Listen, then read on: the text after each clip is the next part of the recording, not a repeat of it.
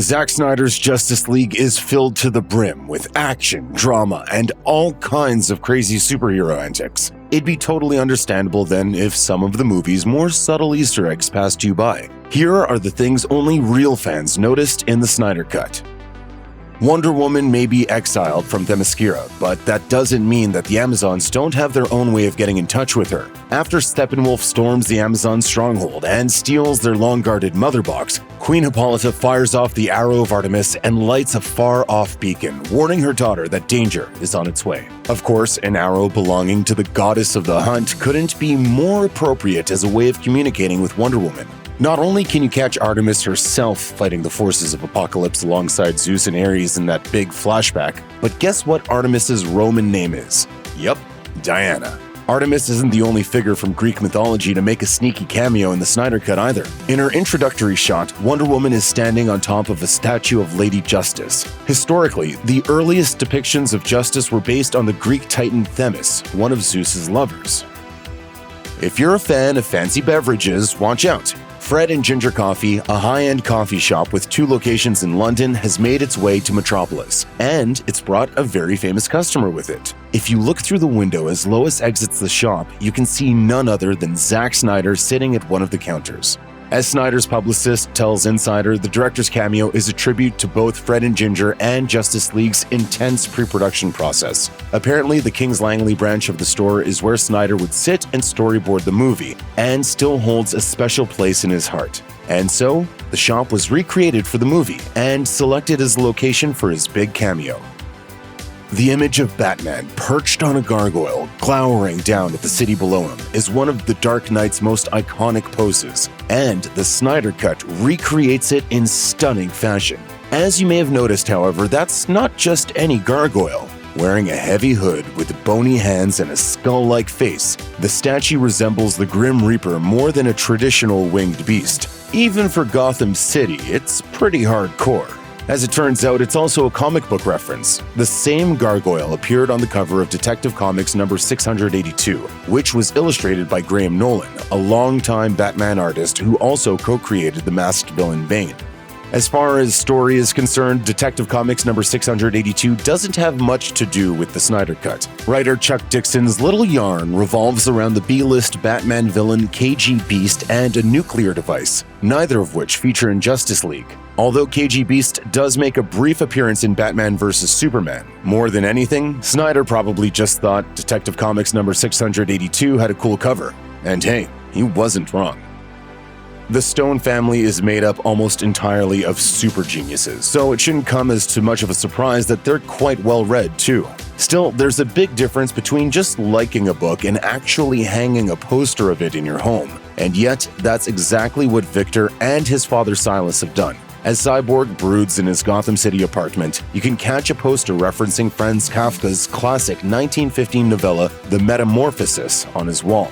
If you've read Kafka's story, the thematic parallels should be obvious. In The Metamorphosis, a young salesman named Gregor Samsa wakes up one day and discovers that he's been turned into a giant insect, then struggles to adapt to his new situation as his humanity slowly slips away.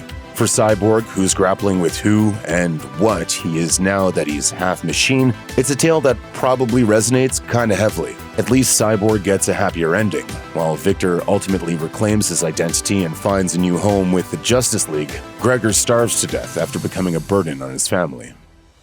The extended epilogue that caps off Zack Snyder's Justice League gives fans their longest and best look at what the director had planned for the Knightmare storyline first introduced in Batman vs. Superman. She was my world, and you took her from me. It's not the only taste we get of the DCEU's post-apocalyptic future, though. When Cyborg grabs the Mother Box in Star Labs, he catches a glimpse of the horrors in store for Earth's heroes. And as you've probably guessed, that glimpse comes with a few Easter eggs, too. The biggest one is the presence of another Green Lantern, albeit one who has fallen to evil Superman's attacks. While he doesn't wear a domino mask in the comics, the Lantern lying in the ruins of the Hall of Justice is almost certainly Kilowog, one of the most popular members of the Green Lantern Corps. Kilowog, who hails from Sector 674, is traditionally depicted as one of the Lanterns who train new Corps members. There are other references in this scene too. The Hall of Justice itself has been one of the Justice League's most popular headquarters since 1973, when it made its debut in the animated show Super Friends. In addition, the scene in which Darkseid kills Lois and turns Superman evil looks like it takes place in the Batcave's ruins. Look carefully, and you'll see Batman's signature red screens and his memorial to his late partner Robin among the wreckage. Looks like Clark might have good reason to be mad at Bruce after all. Batman vs. Superman and Zack Snyder's Justice League borrow a few key notes from the seminal 90s storyline, The Death and Return of Superman. As in the comic books, Batman vs. Superman sees a genetically engineered superweapon called Doomsday kill the Man of Steel. Also like the comics, when Kal-El returns, he wears a black suit decorated with a silver version of his classic logo. Although sadly, the Big Boy Scout's super mullet didn't quite make the cut. As such, you may think that the 4 supersuits Superman considers before deciding on his all-black garb are references to the 4 replacement Supermen who took Clark Kent's place after his death: Eradicator, Cyborg Superman, Steel, and Superboy. But they're not. Instead, they're throwbacks to Superman's previous DCEU adventures. In addition to Superman's classic red and blue garb, the Kryptonian spaceship contains Jor-El's bone armor, the spacesuits worn by Zod's soldiers, and the General's very own combat gear. The Snyder Cut also continues the DCEU's so subtle it's almost buried subplot regarding Superman's cousin Kara Zor-El, better known to comic book readers as Supergirl. As in Man of Steel, the Kryptonian scout ship contains a pod that's been mysteriously opened, as if someone had climbed out. Well, according to a Man of Steel prequel comic written by Snyder, Man of Steel screenwriter David S. Goyer, and Jeff Johns, Kara was the one who landed the scout ship on Earth after another Kryptonian hijacked it, killing most of the crew. Snyder has confirmed that the vacated pod was supposed to set up a standalone Supergirl movie, while many viewers will be quick to note that the bone armor presented to Kal-El after his resurrection looks like it's fitted for a female body. At this point, it's unclear whether Snyder's original plans for the Girl of Steel will come to fruition. But Sasha Calle has been cast as Supergirl for Ezra Miller's solo Flash movie, so, anything can happen. After Barry Allen visits his father at Iron Heights Penitentiary, he cuts through a train yard on the way back to his lair. Take a look at the warehouse behind him. Sure, the name National Storage may not seem like much, but it's actually a really deep cut from DC's long and storied history. While the company's early history is a little complicated, what we think of as DC Comics was actually National Comics publications for the bulk of its early years. Sure, a badge on the covers of National's books used some variant of the phrase Superman DC after Superman, its most popular character, and Detective Comics, arguably its most famous comic book. But that was just branding. Legally, National Comics was the name of the game. Still, that didn't stop fans and pros alike from calling the company DC. Even Marvel got in on the act, snarkily referring to its distinguished competition in their letters pages. Finally, in 1976, comics legend Jeanette Kahn reorganized the company and made the DC Comics name official. It's hard to overstate the debt that Zack Snyder's DC films owe to Frank Miller's The Dark Knight Returns, the grim and gritty take on Batman that revolutionized superhero comics in 1986. As in that story, Ben Affleck's Batman is an older, semi-retired version of the character who has become cynical and jaded after decades spent fighting crime. In this world, Superman's godlike power is just as much of a threat as an asset too. Everything is bleak and fatalistic and violent, and while there are glimmers of hope, they're hard to see through the darkness. And so, unsurprisingly, the Snyder Cut pays tribute to Miller with a couple of shots that could have been taken right out of the comic. During the epilogue, right after Commissioner Gordon flips on the bat signal again, there's a shot of Batman standing on top of a vehicle that looks a lot like the Dark Knight Returns tank-like Batmobile. Even better, cowering in its headlights are a group of goons who sure look like they're wearing the distinctive eyewear that belongs to the Mutants, the street gang that comes to power after Batman retires. One misses the days when one's biggest concerns were exploding wind-up penguins.